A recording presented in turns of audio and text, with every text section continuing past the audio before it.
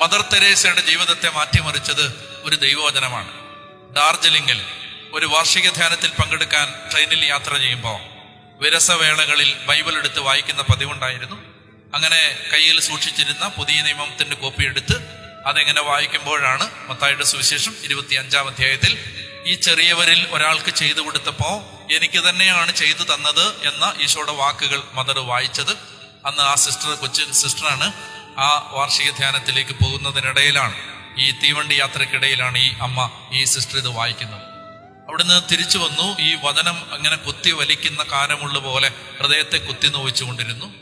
അങ്ങനെ ജീവിതത്തിൽ അസമാധാനം ഈ വചനം കൊടുത്തപ്പോൾ കൽക്കട്ടയുടെ തെരുവുകളിൽ പുഴുവരിച്ച് മരിക്കുന്ന പുഴുക്കുത്തുകളെ പോലെ ജീവിതം തീർക്കുന്ന പാവപ്പെട്ട മനുഷ്യര്, 10,000-കണക്കിന് പേര്, ഊരും പേരും കുലവും കുടുംബവും അറിയാത്ത പാവങ്ങൾ, പതിത ജന്മങ്ങൾ, വീടിനും നാടിനും വേണ്ടാത്തവർ, ഉറ്റവരും ഉടയവരും, തീണ്ടാപ്പാടകലെ മാറ്റി നിർത്തിയവർ, അയിത്തം കൽപ്പിച്ച് വെളിയിലേക്ക് വലിച്ചെറിഞ്ഞവർ, സമൂഹത്തിന്റെ വിളിമ്പിലേക്കും വരമ്പിലേക്കും മാറ്റി നിർത്തപ്പെട്ടവർ, ആരാരും സ്വന്തമില്ലാത്ത, ആരും അഭയം നൽകാനില്ലാത്ത പുഴുക്കളെ പോലെ തെരുവിൽ ജീർണിച്ച് മരിക്കുന്ന പാവങ്ങളെ കണ്ടപ്പോ മനസ്സ് തകരുകയാണ്. മനസ്സിലിങ്ങനെ കഴുകൻ കൊത്തുന്നത് പോലെ ഹൃദയത്തെ ആരോ കുത്തി വലിക്കുകയാണ്. ഈ ചെറിയവരിൽ ഒരാൾക്ക് ചെയ്തു കൊടുത്തപ്പോഴെല്ലാം എനിക്ക് തന്നെയാണ് ചെയ്തു തന്നത്. അങ്ങനെ കൽക്കട്ട ബിഷപ്പിനെ കാണാനെത്തി, മാർപ്പാപ്പയ്ക്ക് കത്തെഴുതി, മാർപ്പാപ്പ അനുവാദം കൊടുത്തു.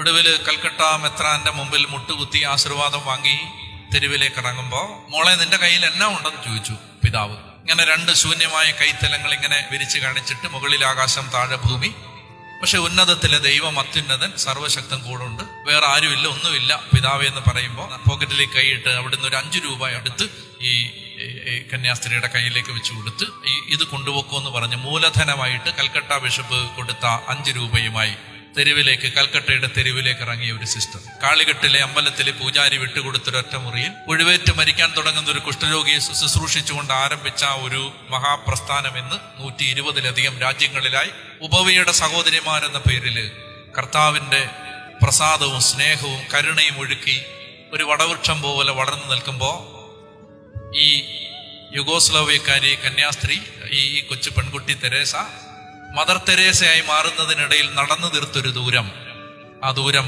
നടന്നു തീർക്കുന്ന ആ യാത്ര ആരംഭിക്കുന്നത് ഒരു വചനത്തിൽ നിന്നാണ്. ഒരു വചനത്തിൽ നിന്ന്, അതായത് ഒരു ജീവിതത്തെ മേൽകീഴ് മറിക്കുന്നത്, turning a life upside down.